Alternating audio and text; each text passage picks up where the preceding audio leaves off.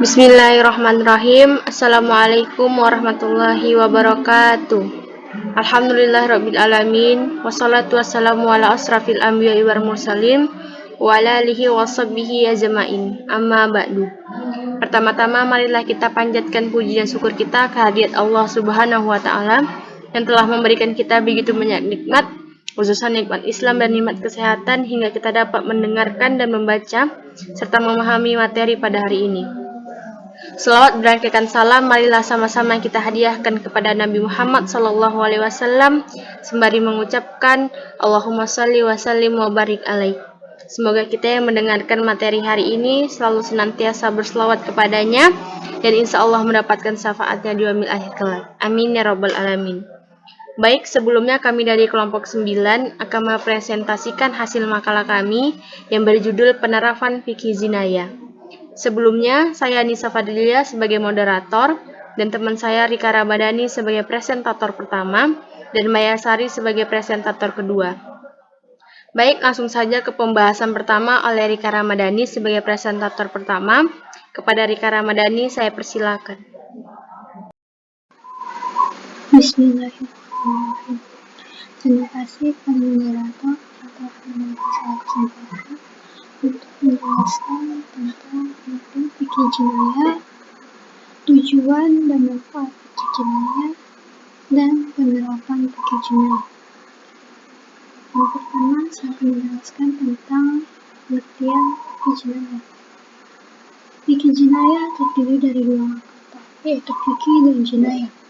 Pengertian fikih secara bahasa berasal dari lafal faqiah yafqahu fiqhan yang berarti mengerti dan paham. Pengertian fikih secara istilah yang dikemukakan oleh Abdul Wahab Khalaf adalah himpunan hukum-hukum syarah yang bersifat praktis dan diambil dari dalil-dalil yang terperinci. Adapun jinayah menurut bahasa adalah nama bagi hasil perbuatan seseorang yang buruk dan apa yang diusahakan. Sedangkan menurut istilah, jinayah yang dikemukakan oleh Abdul Qadir Audah adalah suatu istilah untuk perbuatan yang dilarang oleh syarah, baik perbuatan tersebut mengenai jiwa, harta, dan lainnya. Berdasarkan uraian di atas dapat dijelaskan bahwa jinayah adalah semua perbuatan yang diharamkan. Perbuatan yang diharamkan adalah tindakan yang diharamkan atau dicegah oleh syara atau hukum Islam. Apabila dilakukan perbuatan tersebut mempunyai konsekuensi membahayakan agama jiwa, akal kehormatan, dan harta benda. Apalagi manakala pelanggaran tersebut dilakukan secara sadar dan sengaja. Misalkan yang dibunuh adalah seorang mukmin, maka Allah Subhanahu wa taala memberikan ancaman berupa kutukan dari Allah Subhanahu wa taala dan azab yang besar, yaitu siksa api neraka jahanam bagi pelakunya. Yang selanjutnya, tujuan dan manfaat fikih jinayah.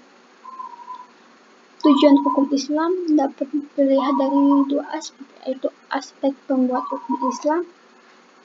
Aspek pembuat hukum Islam adalah Allah Subhanahu wa taala dan Nabi Muhammad SAW. Tujuan hukum Islam adalah untuk memenuhi keperluan manusia yang bersifat daruriyat, yaitu kebutuhan primer, dan aziyat, yaitu kebutuhan sekunder seperti berbagai fasilitas untuk bekerja dan fasilitas umum. Dan tahsiniyat dapat diartikan sebagai pemenuhan hal-hal yang menjadikan manusia maupun perbuatan dan unsur-unsur dan urusan-urusan hidup secara lebih baik. Selain itu adalah untuk ditaati dan dilaksanakan oleh manusia serta meningkatkan kemampuan manusia untuk memahami hukum Islam melalui metodologi pembentukannya atau usul fikih. Yang kedua itu aspek manusia sebagai pelaku dan pelaksanaan hukum Islam. Aspek manusia sebagai pelaku dan pelaksana hukum Islam, yaitu tujuan hukum Islam adalah untuk mencapai kehidupan manusia yang bahagia. Caranya adalah dengan mengambil yang bermanfaat dan menolak yang tidak berguna bagi kehidupan. Singkatnya, untuk mencapai keridhaan Allah Subhanahu wa Ta'ala.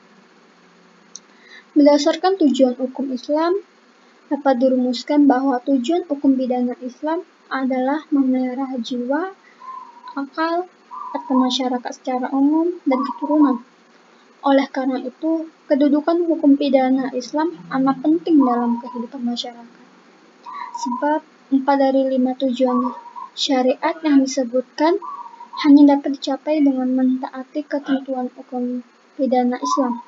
Dan 2 diantaranya bertautan dengan ketentuan hukum perdata Islam, yaitu harta dan keturunan. Sementara akal dan jiwa semata-mata dipelihara oleh ketentuan hukum pidana Islam. Al-Ahkam Al-Jinayah dalam Islam ditaklifkan oleh syara untuk melindungi kepentingan dan keselamatan umat manusia dari ancaman tindak kejahatan dan pelanggaran, sehingga tercipta situasi kehidupan yang aman dan tertib. Selanjutnya, penerapan fikih jinayah. Hukuman adalah pembalasan yang ditetapkan untuk memelihara kepentingan masyarakat karena adanya pelanggaran atas ketentuan-ketentuan syara. Hukuman terbagi ada 2 kelompok, yaitu hukuman pidana dan hukuman perdata. Hukuman pidana dalam Islam dinamakan fikih jinayah. Dalam fikih jinayah, suatu perbuatan baru dianggap sebagai tindak pidana apabila unsur-unsurnya telah terpenuhi. Unsur-unsur ini ada yang umum dan ada yang khusus. Unsur umum berlaku untuk semua tindak pidana, sedangkan unsur khusus hanya berlaku untuk masing-masing tindak pidana dan berbeda antara tindak pidana yang satu dan tindak pidana yang lain. Sekian dari penjelasan saya serahkan kepada moderator. Assalamualaikum warahmatullahi wabarakatuh. Baik, saya Maya Sari sebagai pemateri kedua akan melanjutkan membacakan hasil presentasi dari kelompok kami. Nah, di sini saya akan menjelaskan tentang unsur-unsur umum yang ada dalam penerapan fikih jinayah. Unsur yang pertama yaitu unsur formal, di mana unsur formal ini yaitu ada nas atau ketentuan yang melarang perbuatan dan mengancamnya dengan hukuman. Yang kedua yaitu unsur material. Unsur material yaitu adanya tingkah laku yang membentuk tindak pidana baik berupa nyata maupun sikap. Dan unsur yang ketiga yaitu unsur moral, di mana unsur moral ini yaitu bahwa pelaku adalah orang yang mukallaf, yakni orang yang dapat diminta pertanggungjawaban atas tindak pidana yang dilakukannya.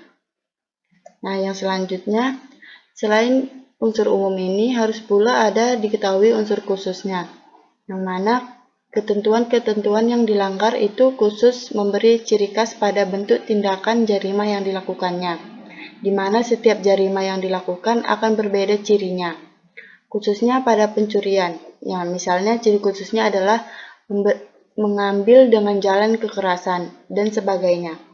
Oleh karena itu dapat disimpulkan bahwa tindakan jarima baru dianggap sempurna apabila telah memenuhi unsur-unsur umum dan unsur-unsur khusus tersebut. Nah, apabila suatu tindak pidana sudah memenuhi unsurnya, maka akan dikenakan hukuman. Selain unsur-unsur yang terdapat dalam penerapan fikih jinayah, ada pula beberapa macam hukuman yang terdapat dalam fikih jinayah, yaitu yang pertama hukuman hudud. Hukuman hudud ini adalah hukuman yang ditetapkan atas jarima-jarima hudud, seperti zina, qadzaf, mencuri, minuman keras, dan sebagainya. Nah, sanksinya yaitu dapat berupa dipotong tangan lalu sebelah atau keduanya, atau kaki dan tangan keduanya. Itu semuanya tergantung kepada kesalahan yang dilakukan. Nah, hukuman hudud ini meliputi beberapa perbuatan. Yang pertama yaitu perzinaan, qadzaf atau menuduh berbuat zina, meminum minuman keras, pencurian, perampokan, pemberontakan, dan murtad. Nah, hukum yang kedua yaitu hukuman qiyas dan diyat, di mana hukuman Qiyas dan diat ini merupakan hukuman yang ditetapkan atas jarima-jarima qiyas dan diat. Nah, diat adalah denda yang wajib harus dikeluarkan baik berupa barang maupun uang oleh seseorang yang terkena hukum diat sebab membunuh atau melukai seseorang karena ada pengampunan, keringanan hukuman, dan lainnya. Terima qiyas dan diat ini meliputi beberapa perbuatan. Yang pertama yaitu pembunuhan sengaja, yang kedua pembunuhan semi sengaja, dan yang ketiga pembunuhan tersalah, dan yang keempat pelukan disengaja, yang kelima pelukan semi sengaja. Nah, yang selanjutnya hukuman yang ketiga yaitu hukuman kifarat, di mana hukuman kifarat ini adalah hukuman yang ditetapkan untuk sebagian jarima qiyas dan diat dan beberapa jarima tajir. Nah, hukuman yang keempat yaitu hukuman tajir, di mana hukuman tajir yang ditetapkan adalah untuk jarima-jarima tajir. Agar hukuman itu jelas kedudukannya, maka baru suatu tindakan jarima dianggap terjadi apabila adanya nas yang melarang. Dalam hukuman tajir ini, hukumannya harus bersifat pribadi atau perorangan, dan hukumannya harus berlaku untuk umum. Nah, dalam jarima tajir dibagi menjadi 3 bagian. Yang pertama yaitu jarima hudud atau qiyas diat yang syubhat atau tidak memenuhi syarat, namun sudah merupakan maksiat. Misalnya percobaan pencurian, percobaan pembunuhan, percobaan pencurian di kalangan keluarga, dan pencurian aliran listrik. Dan yang kedua yaitu jarima-jarima yang ditentukan Al-Quran dan Al-Hadits, namun tidak ditentukan sanksinya. Yaitu misalnya penghinaan, saksi palsu, tidak melaksanakan amanat, dan menghina agama. Dan yang ketiga yaitu jarima-jarima yang ditentukan oleh ulul amri untuk kemaslahatan umum.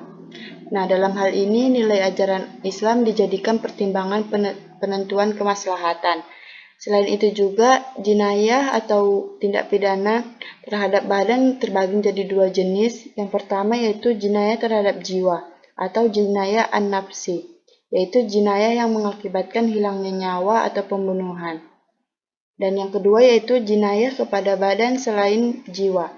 Nah, atau yang disebut dengan jinayah dunan nafsi atau al-atraf, yaitu penganiayaan yang tidak sampai menghilangkan nyawa. Sekian dari saya, selanjutnya saya serahkan kepada moderator. Terima kasih. Alhamdulillah, terima kasih kepada Rika Ramadhani dan Maya Sari karena sudah memaparkan isi dari makalah. Langsung saja saya baca kesimpulan dari makalah pada hari ini, yaitu fikih jinayah terdiri dari 2 kata, yaitu fikih dan jinayah. Pengertian fikih secara bahasa berasal dari lafal faqiho yafqahu fikon, yang berarti mengerti atau paham. Pengertian fikih secara istilah yang dikemukakan oleh Abdul Wahab Khalaf adalah himpunan hukum-hukum syara' yang bersifat praktis yang diambil dari dalil-dalil yang terperinci. Dalam fikih jinayah, suatu perbuatan baru dianggap sebagai tindak pidana apabila unsur-unsurnya telah terpenuhi. Unsur-unsur ini ada yang umum dan ada yang khusus. Unsur umum berlaku untuk semua tindak pidana, sedangkan unsur khusus hanya berlaku untuk masing-masing tindak pidana dan berbeda antara tindak pidana yang satu dengan tindak pidana yang lain. Ada beberapa macam hukuman yang terdapat dalam fikih jinayah, yaitu yang pertama, hukuman hudud, yaitu hukuman yang ditetapkan atas jarima-jarima hudud seperti zina, qazaf, mencuri, minuman keras, dan sebagainya. Yang kedua, hukuman qisas dan diat, yaitu hukuman yang ditetapkan atas jarima-jarima qisas dan diat. Yang ketiga, hukuman kifarat, yaitu hukuman yang ditetapkan untuk sebagian jarima qisas dan diat dan beberapa jarima ta'zir.